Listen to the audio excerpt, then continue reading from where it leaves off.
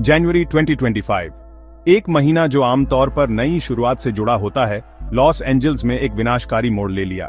शहर, जो अपने धूप वाले आसमान और प्रतिष्ठित परिदृश्यों के लिए जाना जाता है, खुद को धुएं के घने कंबल में लिपटा हुआ पाया, क्योंकि कई जंगल की आग भड़क उठी, इसके बाहरी इलाकों से भयानक गति से फट गई। खट्टे पेड़ों और समुद्री हवा की जानी पहचानी खुशबू की जगह धुएं की तीखी गंध ने ले ली, जो सामने आ रही आपदा की निरंतर याद दिलाती है। जैसे ही आग पहाड़ियों पर छलांग लगाती है, सूखे से झुलसी हुई वनस्पतियों से और लगातार हवाओं से प्रेरित होकर शहर पर भय की भावना छा गई। यह सिर्फ एक और आग का मौसम नहीं था, यह एक पूर्ण विकसित संकट था। आग की गति और तीव्रता ने कई लोगों को आश्चर्यचकित कर दिया। छोटी, स्थानीयकृत आग के रूप में जो शुरू हुआ, वह जल्दी ही उग्र नरक में बदल गया, जो शुष्क परिस्थितियों, तेज हवाओं और ज्वलनशील सामग्री की प्रचुरता के खतरनाक संयोजन से प्रेरित था। समाचार रिपोर्टें सर्वनाशकारी छवियों से भरी हुई थीं। आग की लपटों में घिरे घर, अपने जीवन के लिए भाग रहे भयभीत निवासी और आग को रोकने के लिए बेताब होकर लड़ रहे अग्निशामक। स्थिति गंभीर थी और लॉस एंजल्स शहर को ठीक होने के लिए एक लंबी और कठिन राह का सामना करना पड़ा। जनवरी 2025 की जंगल की आग न केवल कैलिफोर्निया में बल्कि दुनिया भर में जंगल की आग से उत्पन्न बढ़ते खतरे की एक कठोर याद दिलाती है। जैसे जैसे तापमान बढ़ता है और सूखे की स्थिति अधिक सामान्य हो जाती है, इन विनाशकारी घटनाओं का खतरा केवल बढ़ने वाला है। आग ने एक वेकअप कॉल के रूप में काम किया, जिससे हमें बदलते जलवायु की वास्तविकता और कार्रवाई की तत्काल आवश्यकता का सामना करना पड़ा।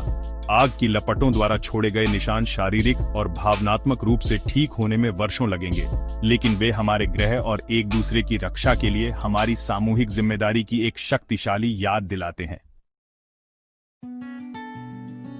जनवरी 2025 की जंगल की आग एक घटना नहीं थी, बल्कि लॉस एंजल्स क्षेत्र में भड़की अलग अलग आग की एक श्रृंखला थी। प्रत्येक आग अपने नाम और चरित्र के साथ अपने पीछे विनाश का निशान छोड़ गई।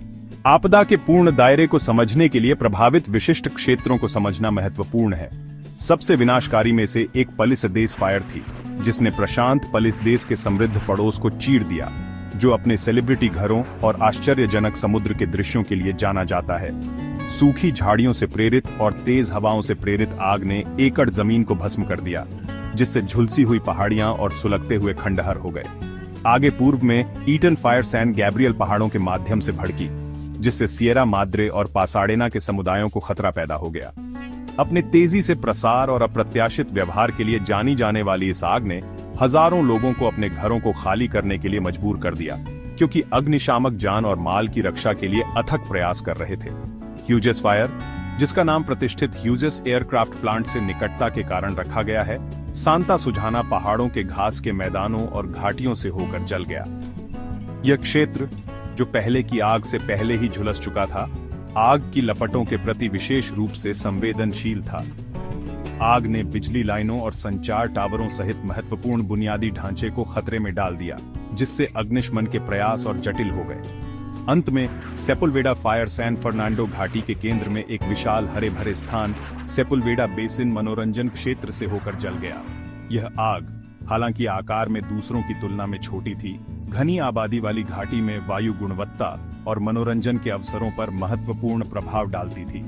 सेपुलवेडा फायर का धुआं अन्य आग के धुएं के साथ मिलकर एक घना धुंध पैदा करता है, जो पूरे लॉस एंजल्स बेसिन को कंबल देता है, जिससे निवासियों के लिए गंभीर स्वास्थ्य जोखिम पैदा होते हैं।